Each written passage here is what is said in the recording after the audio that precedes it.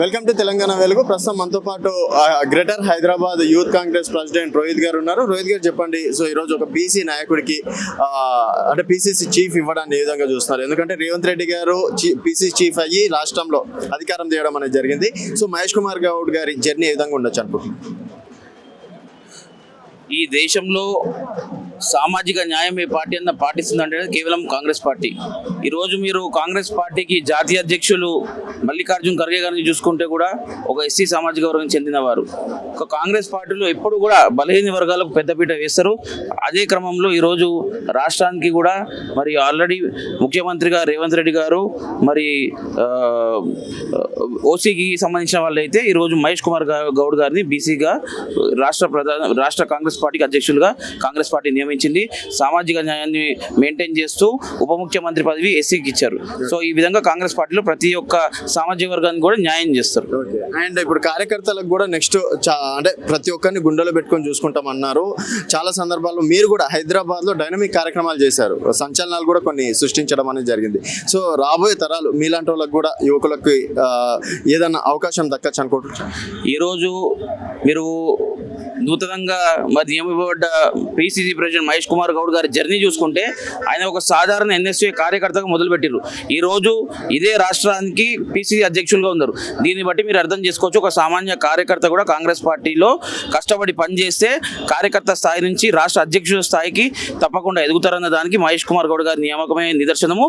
ఖచ్చితంగా మాలాంటి వాళ్ళు కూడా ఎవరైతే పార్టీకి మరి చిత్తశుద్ధితో పనిచేస్తారో రానున్న సమయంలో ఖచ్చితంగా మంచి మంచి అవకాశాలు వస్తాయని చెప్పేసి మేము పూర్తి నమ్మకంతో ఉన్నాం. అయితే కాంగ్రెస్ పార్టీ ఇప్పటి వరకు 10 నెలలుగా చేసింది ఏం లేదంటూ మొన్ననే పాడి కౌశిక్ రెడ్డి కావచ్చు, కేటీఆర్ రోజు విమర్శలు చేస్తున్నారు. అంటే కాంగ్రెస్ పార్టీ ఈ 10 నెలలుగా ఫెయిల్యూర్ అయింది అనుకోవచ్చా రాష్ట్రంలో? 10 సంవత్సరాలలో ఏం చేయని వాళ్ళు 10 నెలల కాంగ్రెస్ పార్టీని మరి కించపరచడం అనేది వారి విజ్ఞతకే వదిలేస్తున్నా. కనీసం కాంగ్రెస్ పార్టీకి ఒక సంవత్సరం పాటు సమయం ఇవ్వకుండా ప్రతిరోజు ప్రొద్దున లేస్తే టీవీలో ముఖ్యమంత్రి గారిని ఏదో ఒకటి కించపరచడము, తెలంగాణ రాష్ట్రాన్ని ఏ విధంగా కించపరచడము. మరి వీళ్ళకి కొంచెం సిగ్గుండాలి.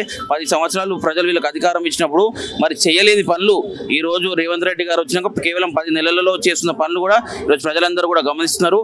ఈరోజు హైడ్రా అనే ఒక మరి కార్యక్రమం తీసుకొని ఈ బీఆర్ఎస్ నాయకులు 10 సంవత్సరాలలో ఏవైతే మరి కబ్జాలు చేసిర్రో, ఈ నాలాలను మరి చెరువులను ఏవైతే ఆక్రమించుకుర్రో వాటి నుంచి కూడా పేద ప్రజల కోసము రాష్ట్రం సుభిక్షంగా ఉండాలన్న ఒక ఉద్దేశంతో ప్రక్షాళన చేస్తున్నారు రేవంత్ రెడ్డి గారు. పెద్ద పెద్ద బడాబాబుల దగ్గర డబ్బులు దొబ్బేసి 10 సంవత్సరాలు అక్రమంగా వాళ్ళని ఆక్రమించుకొని ఇచ్చిర్రు, వీళ్ళు కూడా ఆక్రమించుకోరు. దానన్నింటినీ కూడా మరి కేవలం 10 నెలల కాంగ్రెస్ పార్టీ విప్లవాత్మక నిర్ణయాలు తీసుకొని వాటన్నింటినీ క్రమబద్ధీకరిస్తున్నందుకు ప్రజలు కూడా చాలా సంతోషంగా ఉన్నారు. ఓకే, సో ఇప్పుడు ఇక్కడ గ్రేటర్ హైదరాబాద్ అనగానే మనకు బీఆర్ఎస్ మొన్న 10 స్థానాలు గెలవడం అనేది జరిగింది. తర్వాత ఇక్కడ బీజేపీ, సో నెక్స్ట్ కూడా కార్పొరేటర్లుగా మేయర్గా మేమే వస్తామని వాళ్ళు అంటున్నారు. సో మీరు ఒక గ్రేటర్ హైదరాబాద్ అంటే నాయకుడిగా చెప్పండి, కాంగ్రెస్ పార్టీకి నెక్స్ట్ హైదరాబాద్లో కూడా అవకాశం ఉందనుకోవచ్చు? మీరు బీఆర్ఎస్ నాయకులు మాట్లాడుతున్న మాటలు చూస్తున్నారు. గత ఎన్నికలలో రాష్ట్ర వ్యాప్తంగా కాంగ్రెస్ పార్టీకి పెద్దపీట వేసినా కానీ నగరంలో ఎక్కడైతే మరి ఆంధ్ర ప్రజలు కూడా ఇక్కడ ఉన్నారో వీళ్ళందరూ కూడా బీఆర్ఎస్ పార్టీకి పట్టం కట్టిర్రు. కానీ ఏమాత్రం విశ్వాసం లేకుండా మొన్న కౌశిక్ రెడ్డి మాట్లాడిన మాటలు మీరు చూసిర్రు. ఆంధ్రోళ్ళు అని చెప్పి సంబోధించుకుంటా మీరు ఆంధ్రోళ్ళు బయట వాళ్ళు, మేము ఇక్కడ వాళ్ళము అని చెప్పేసి ఆంధ్ర ప్రజలను కించపరిచిర్రు. ఈ దీనికి పర్యవసానం రానున్న జిహెచ్ఎంసీ ఎన్నికలలో బీఆర్ఎస్కి మూల్యం చెల్లించక తప్పదు. కాంగ్రెస్ పార్టీ ఏవైతే నిర్ణయాలు హైదరాబాద్లో తీసుకుంటున్నాయో త్వరలో మూసి కూడా పూర్తిగా ప్రక్షాళన కాబోతుందన్న విషయం కూడా ప్రజలు చాలా హర్షిస్తున్నారు. మెట్రో కూడా మీరు తీసుకుంటే 10 సంవత్సరాల్లో కేవలం మాటలకు పరిమితమైంది. ఓల్డ్ సిటీలో కూడా మెట్రో తీసుకొస్తామని చెప్పి, కానీ ఎటువంటి ఆచరణకు లోను కాలేదు. ఇప్పుడు ఖచ్చితంగా కాంగ్రెస్ పార్టీ ఆల్రెడీ శంకుస్థాపన కార్యక్రమం నిర్వహించింది. ఓల్డ్ సిటీలో కూడా మరి మెట్రో తీసుకొస్తుంది. హైదరాబాద్లో ఇటువంటి విప్లవాత్మక చర్యలతోని కాంగ్రెస్ పార్టీ తప్పకుండా జిహెచ్ఎంసీ ఎన్నికలలో బీజేపీకి అవకాశం ఇచ్చిర్రు. ఎంపీలు ఇచ్చినా కానీ ఏ ఒక ఎంపీ కూడా ఏ ఒక ఎమ్మెల్యే కూడా గెలిచిన తర్వాత తెలంగాణ పక్షాన మరి కేంద్రంలో ఉన్న బీజేపీ పార్టీ నుంచి ఎటువంటి నిధులు కానీ ఏది కానీ తీసుకురాలేదు. ప్రజలన్నీ గమనిస్తున్నారు. ఎవడు కూడా మొన్న ఇంత భారీ ఎత్తున నష్టం జరుగుతాయి వరదల వల్ల ఏ ఒక్క నాయకుడు రోడ్డు మీద రాలేదు, వెళ్ళి సహాయక కార్యక్రమాలు చేయలేదు. కాబట్టి బీజేపీకి ఓటు వేస్తే ఆ నాలాల ఓట్లు పడ్డట్టే. కాబట్టి ప్రజలు ఈసారి బీజేపీ పట్టం కట్టే దిశలో పనిచేస్తలేరు. ఖచ్చితంగా కాంగ్రెస్ పార్టీకి పెద్దపీట వేస్తారు. బీఆర్ఎస్ నేతలు ఈరోజు ప్రజాభవన్ ముట్టడించారు, రైతులకు ఏం చేస్తలే కాంగ్రెస్ పార్టీ. సిగ్గుండాలి కొంచెమన్నా. 10 సంవత్సరాల్లో వాళ్ళు చేయలేనిది రుణమాఫీ రేవంత్ అన్న రాగానే 10 నెలల లోపల 2 లక్షల వరకు రైతు రుణమాఫీ చేసిండు. మరి అట్లాంటి నాయకుని పట్టుకొని మీరు రైతులకు ఏం చేయలేదంటే మరి వాళ్ళు ఏ కళలో బతుకుతున్నారో నాకైతే అర్థమవుతలేదు. సో రానున్న రోజులు ఎట్లుండబోతుంది కాంగ్రెస్ పార్టీ? రానున్న రోజుల్లో ఇంకా విప్లవాత్మక నిర్ణయాలు మీరు చూడబోతున్నారు.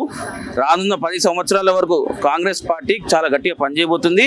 ఖచ్చితంగా తెలంగాణ ప్రజలు సుఖ సంతోషాలతో రాష్ట్రంలో సంతోషంగా ఉంటారని చెప్పి తెలియజేస్తుంది. మొత్తానికి రేవంత్ పరిపాలన మరికొన్ని రోజుల్లో చూస్తారు అని కేటీఆర్ కి కూడా స్ట్రాంగ్ కౌంటర్ ఇవ్వడం అనేది జరిగింది. ఇది యూత్ కాంగ్రెస్ ప్రెసిడెంట్ రోహిత్ గారితో స్పెషల్ ఇంటర్వ్యూ.